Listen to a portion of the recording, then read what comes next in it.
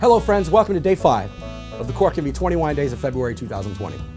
I want to start today on a quick serious note and maybe give a bit of an apology. Yesterday's episode, it was brought out to me that, me having a half Windsor in my knot was almost as big a fake scandal as the halftime show during the big game on Sunday. So to all my friends, my family, followers, fans, everyone out there, I want to apologize for that because half Windsor is half-ass and you're not going to see that out of me again. All right, let's change gears now.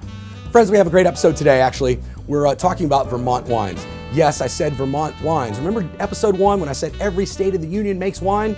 Well, Vermont makes wine at 46 wineries to be exact, and obviously their focus is on cold, hardy grapes. So on the red side, we've got Frontenac, we've got Marquette, we've got St. Croix. On the white side, we have Le Crescent, Traminette, and Riesling. Now, if you hadn't heard of any of these grapes, it's probably because you haven't visited areas where these grapes are grown.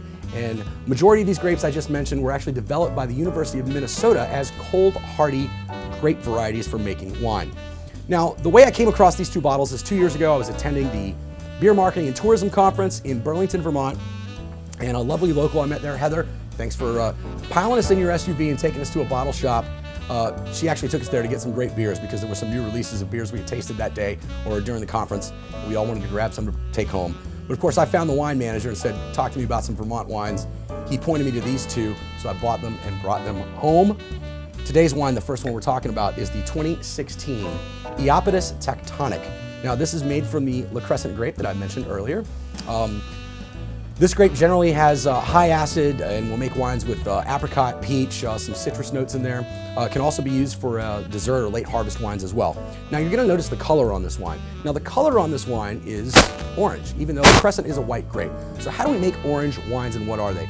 Well, orange wines are simply white wine grapes that were processed and made into wine like you would do red wine grapes. So what we've done is we've kept skin contact during fermentation. And what you get from that from a white grape is you're gonna get this nice orangey or sometimes called amber color.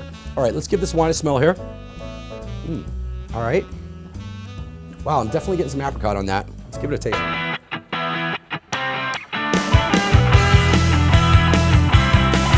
Wow. Wow, wow, and wow. I want you to go ahead and color me impressed. That is all apricot all day for me. Maybe a little hint of like a citrus peel, but wow, really nice. High acid in there. It really jumps in your face.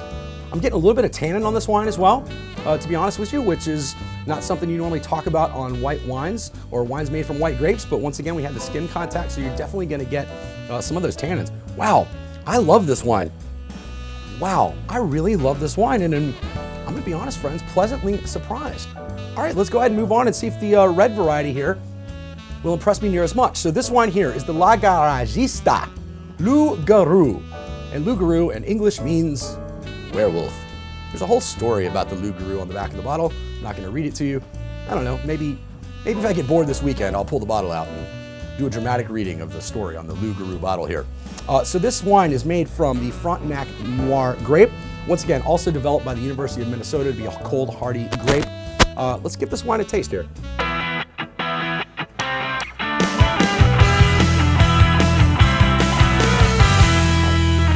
All right, so I'm getting the big cherry and red fruit notes that the grape is known for.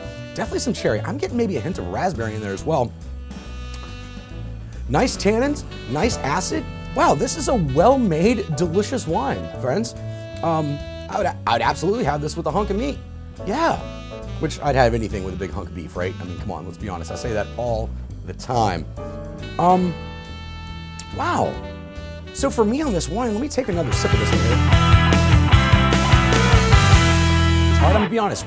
Here's what it tastes like to me, and I don't mean this in a derogatory way.